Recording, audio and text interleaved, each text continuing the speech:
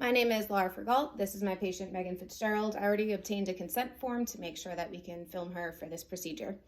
We are going to be doing a brief bedside assessment from head to toe. So I'm going to make sure I have all my equipment. We have a pen light for pupils, we have a stethoscope, we have hand sanitizer and gloves. So at this point, I'm going to perform hand hygiene. So make sure that's all set. I'm going to identify the patient with two forms of identification. So I'm going to ask the patient, can you give me your name and date of birth? Megan Fitzgerald, 9/27/88. Perfect. So I'm going to assess the date of birth and name matches the patient, and we know that it is our appropriate patient. At this point, I'm going to introduce myself and explain the assessment. So my name is Laura. Like I said, I'm going to be your nurse today. Just because of your cardiac procedure yesterday, I'm here just to do a quick assessment, make sure you're feeling okay and everything's working how it's supposed to be.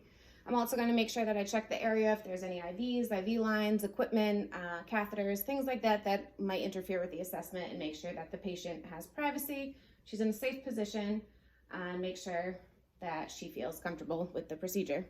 So at this point, I'm going to assess for general appearance, see if she's in any distress. Do you have any shortness of breath? No, ma'am. Any pain anywhere? No, ma'am. Any dizziness or weakness? Nope. And any pain upon the where the surgery was or anything? Nope. Okay, so she's in no distress at this point. I'm going to make sure I can assess my vitals, so blood pressure, respiratory rate, her heart rate, her pulse oximetry, any pain scales, and her pupils at this point. So we're going to do a quick neuro assessment. I'm going to ask her if she's alert and oriented ×3, so where she is, the date it is, and the events. So can you tell me where you are right now? I'm in the hospital. Okay, and what is the date today? Tuesday, May 11th. Okay, very good. So she's alert and oriented. She knows where she is, that she just had the procedure. At this point, we're going to start assessing the head and the neck. So I'll grab my pen light. So we're gonna assess the scalp, make sure that there's no lesions or anything like that. We're gonna look at her eyes. We are going to make sure that they are equal and reactive. So when the light shines on them, they are constricting. They're equal at this point. We're gonna feel all her nares, make sure there's no issues there. Check for her neck and her ears, make sure there's no drainage. We're gonna look and see if there's any jugular vein distension, make sure that her trachea is midline. So once we have our head and our neck performed, we did our pupils, which are equal and reactive. We're also gonna check inside the mouth. We're gonna look for all the mucous membranes to make sure that they're moisture, so she's no signs of dehydration, so they're proper color, they're pink, there's moisture. So we are good with that. We're gonna move on to her upper extremities. So we're gonna assess her skin with the dorsal side of our hand. For temperature, we're gonna assess turgor, so we pinch and we expect the skin to return right to normal, which it did. We can check cap refills. We want this to be under 3 seconds. We're gonna check for radial pulses. We're gonna make sure that these are equal at both sides. We're also gonna assess for strength. I'm gonna have you squeeze as hard as you can. Good, very good. So at that point, we know strength's all set. We have our cap refill. We are going to do some range of motion. So any limitations or pain when I'm doing this? No. And anything with here? Nope. What about up here? Nope. Okay. So same over here. Nope. Manipulate that. Any issues? No, ma'am. And we have our fingers. So we know range of motion is good for the upper extremities at this time.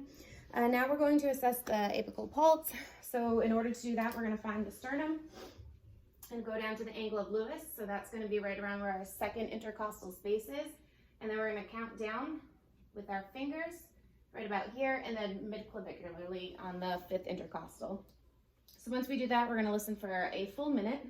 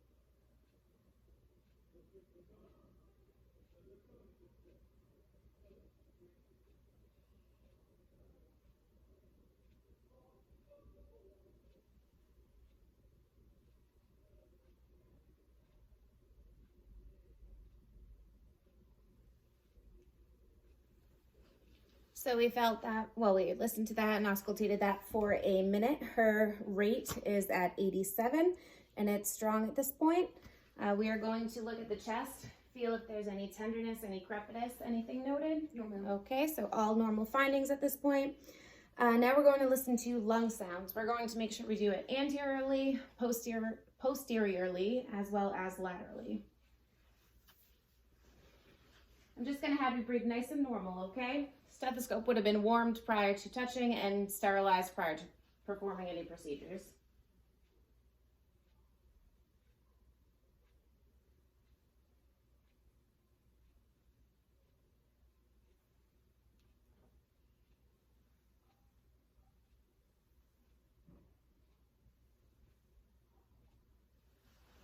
Going to have the patient lean forward.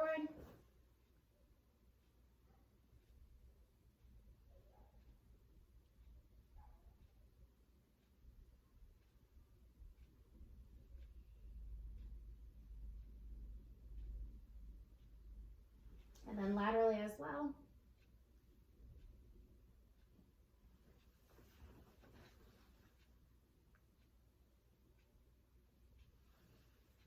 So we had no adventitious breath sounds. Everything was clear bilateral. At this point, we are going to position our patient to be supine so we can do an abdominal assessment. We're going to rotate this way, make sure the patient again is comfortable. Are you comfortable like that? Yes, ma'am. Very good. So at this point, now that she is supine, we're going to check her abdomen for any shape, distension, anything like that we find. There's no abnormalities at that point. We are going to listen to bowel sounds in all 4 quadrants.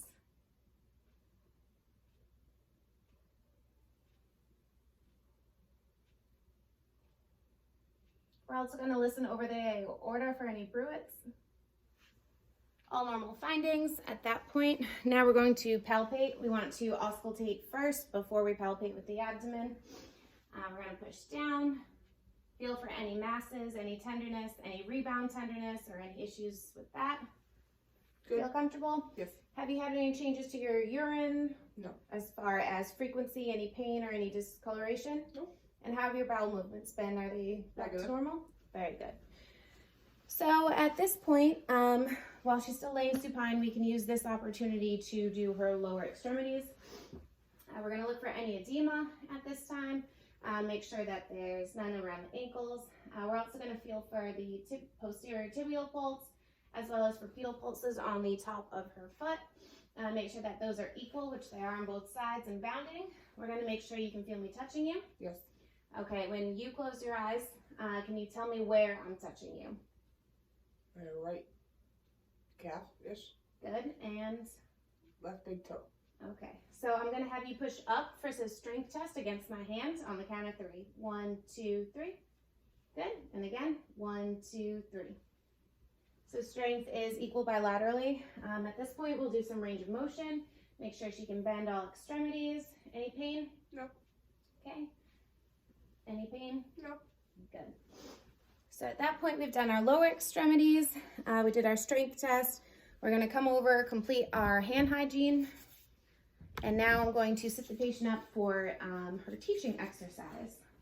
So we're going to make sure you're comfortable. Face this way. So she has a order from her doctor due to her cardiac history that she needs to learn how to take her pulse at home. In order to do this, she's going to learn how to take a radial pulse as well as a carotid pulse in case it is too fast where she can't feel it on her radial pulse. Her order says anything over 140 beats per minute. She needs to call her doctor or call 911. So when we take our pulse, we're going to make sure that we don't use our thumb because we can feel our own pulse in there. We're going to make sure we go right along this line, and we're going to just push gently. You don't want to push too hard because then you can push the pulse and you won't be able to feel it. So we're just going to feel gently, and you'll use your 2 fingers, and you want to count for 60 seconds. You can do the same thing on this hand for 60 seconds and make sure that they're equal and bounding. Can you find that? Yes. Okay. Yes. So can you just count it for 15 seconds? I'm going to hold it on this side while you hold that just to see. And go.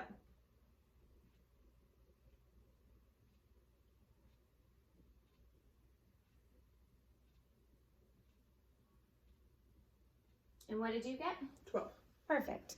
So now that, do you feel comfortable if you were to go home to make sure that you can feel your radial pulse at this point? Yes, please. And at what number will you call your doctor? 140. Okay, so if it becomes over 140. Now, if for some reason you can't feel your pulse on that, I will teach you how to check your carotid. Make sure you're not checking it at the same time because it does have a lot of blood flow, and if you cut that off, then there'll be other complications. So you're gonna feel right on the side of your neck. We're gonna feel right over here. You're gonna use the 2 fingers again. Make sure you're not using your thumb. Can you feel that? Mm-hmm. Can you check it on your other side for me? Mm-hmm. And you feel comfortable? Yes. Okay, so show me one more time the radial pulse and the carotid. Great. So at this point, we would do any documentation that we need to do if there were any abnormal findings. Ask the patient, do you have any questions at this point? Not right now. We'll return the patient to a position of comfort with privacy, make sure she has her call light, and again, go finish all of our documentation.